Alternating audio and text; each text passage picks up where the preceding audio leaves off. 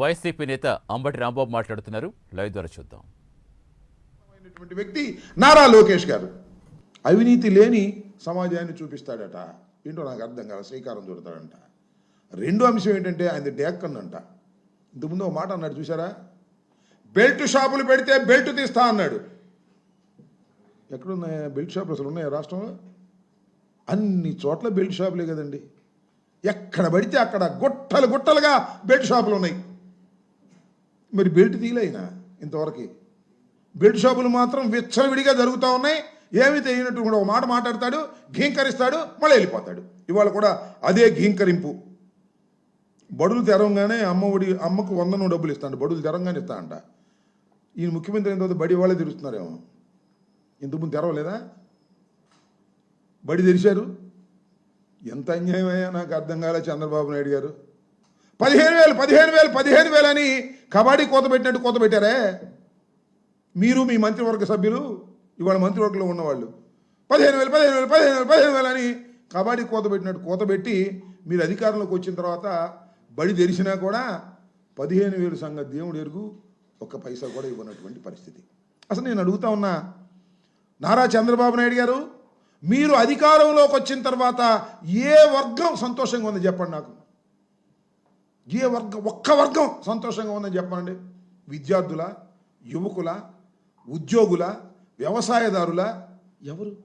పారిశ్రామికవేత్తల, ఒక్క రంగమైనా సరే శభాష్ చంద్రబాబు నాయుడు గారు బ్రహ్మాండంగా ఉన్నారు అని.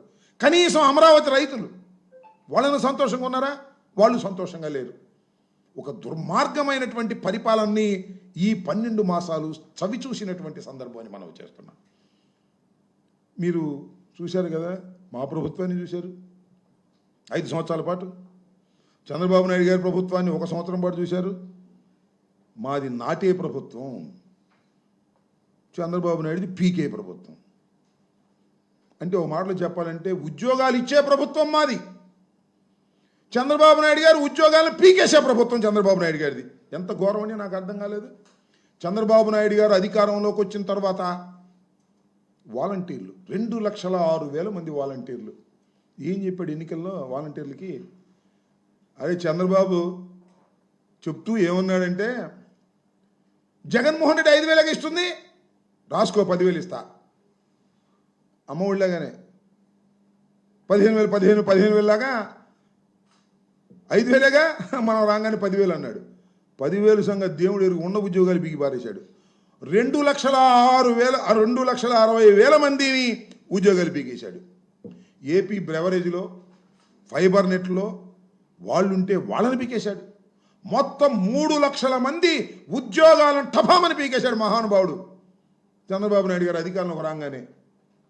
ఉపాధి లేక అల్లాడిపోతున్నటువంటి యువకులకి నువ్వు ఇచ్చిన వరం ఏంటంటే ఉద్యోగాలు పీకి పారేయటం. ఇవాళ చూడండి మళ్ళా ఎంత దుర్మార్గమో. ఇవాళ రేషన్ వాహనాల మీద ఆధారపడినటువంటి రేషన్ షాపులు పీకేసే ప్రయత్నం. ఇప్పుడు ఈ మొబైల్ డిస్పెన్సింగ్ వెహికల్స్ అని ప్రజల ముంగిటికే నిత్యావసర వస్తువులు తీసుకువెళ్ళాలనేటువంటి ఉద్దేశంతో జగన్మోహన్ రెడ్డి గారు ప్రారంభించాడు. అది నీకు కడుపుమంట, అంతకుమించి ఏమీ లేదు. 9,260 మంది వెహికల్స్ ఇచ్చారు. ఈ వెహికల్స్ ఎలా ఇచ్చారు? లోన్ తీసుకున్నారు పాపం. బడుగు బలహీన వర్గాలు, ఎస్సీలు, ఎస్టీలు, బీసీలు, మైనారిటీలు, వాళ్ళకు సంబంధించినటువంటి వారందరికీ కూడా రేషన్ షాపు నుంచి ఇంటికి బియ్యాన్ని తీసుకువెళ్ళేటటువంటి కార్యక్రమం, ఇంటి దగ్గరికే బియ్యాన్ని పంపిణీ చేసే కార్యక్రమం కోసం ఇలాంటి కార్యక్రమాన్ని జగన్మోహన్ రెడ్డి గారి ప్రభుత్వం ప్రారంభించింది. 9,260 మందికి ఉపాధి కల్పించింది. దానితో